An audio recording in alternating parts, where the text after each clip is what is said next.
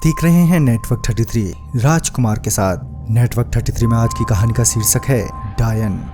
ये लंच का वक्त है। ऑफिस के कैंटीन में सभी लोग लंच के साथ साथ यहाँ वहाँ की बातें करने में व्यस्त हैं। तभी सुरभि तमतमाती हुई कैंटीन में दाखिल हुई और अपने दोस्तों के पास जाकर बैठ गई। अनु, जो सुरभि की सहेली है, उसने सुरभि का तमतमाया चेहरा देखकर पूछा, क्या हुआ मेरी झांसी की रानी, तुम इतने गुस्से में क्यों हो? इस पर सुरभि बोली, साले उस ठरकी मनीष ने तो आज हद ही पार कर दी। साला मेरे पीछे पीछे लेडीज टॉयलेट में घुसाया। कसम से अगर मेरी मजबूरी नहीं होती तो आज ही जॉब छोड़ देती। ये सुनने के बाद अनु ने कहा, हरामखोर मनीष है ही एक नंबर का ठरकी। ऑफिस की कोई भी लड़की उससे बची नहीं है। साले ने सब पर हाथ फेरा है। मनीष उस ऑफिस का मैनेजर है, साथ ही बॉस का चमचा भी, जिस वजह से वो अपनी मनमानी करता रहता है और कोई कुछ कह भी नहीं पाता। एक शाम जब मनीष ऑफिस से घर जा रहा था तो उसने देखा कि एक खूबसूरत लड़की अकेली सामने वाले पार्क में एंटर हुई है, जिसे देखकर मनीष का ठरकपन बाहर आ गया और मनीष भी उस लड़की के पीछे पीछे उस पार्क में एंटर हुआ और उस लड़की को खोजने लगा। कुछ देर बाद उसे वो लड़की पार्क के एक बेंच पर बैठी हुई नजर आई। कुछ देर तक तो मनीष उसे घूरता रहा, फिर वो उस लड़की के पास जाकर खड़ा हो गया। इससे पहले मनीष उस लड़की से कुछ कहता कि वो लड़की बोल पड़ी, do you want to fuck me? ये सुनकर मनीष एकदम से चौंक गया।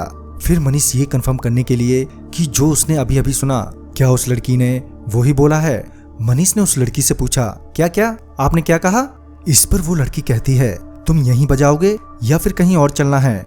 मनीष अपने आसपास देखता है, फिर अपनी पेंट उतारते हुए कहता है, अरे शुभ काम में देरी कैसी, यहीं शुरू हो जाते हैं। तभी वो लड़की मनीष से कहती है, सोच लो एक बार, क्योंकि शुरू तुम्हारी मर्जी से होगा लेकिन खत मेरी मर्जी से। इस पर मनीष बोला, ये भी कोई कहने की बात है?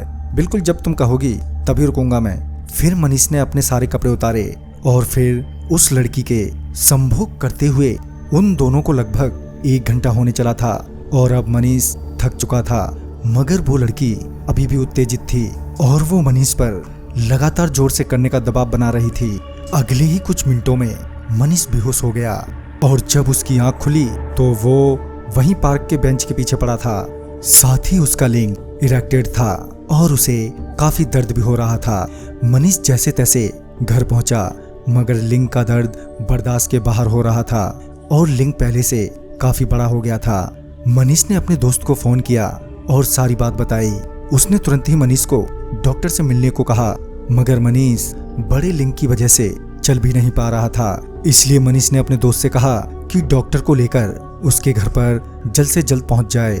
जब मनीष का दोस्त डॉक्टर को लेकर मनीष के घर पहुंचा तो उसने पाया कि वो बेहोश है और उसके चारों तरफ खून ही खून फैला हुआ है। जब डॉक्टर ने मनीष को ध्यान से देखा तो पाया कि उसका लिंग फट गया है, जिससे खून निकल रहा है।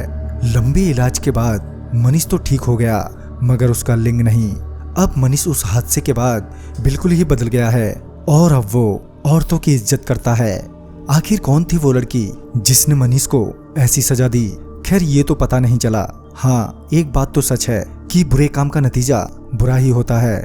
तो दोस्तों, इस वीडियो में बस इतना ही। वीडियो आपको अच्छा लगा हो तो लाइक, शेयर और साथ ही हमें कमेंट बॉक्स में जरूर बताएं। तो मैं आपका दोस्त राजकुमार जल्द ही मिलता हूँ एक नई वीडियो के साथ। तब तक के लिए बाय एंड टेक केयर।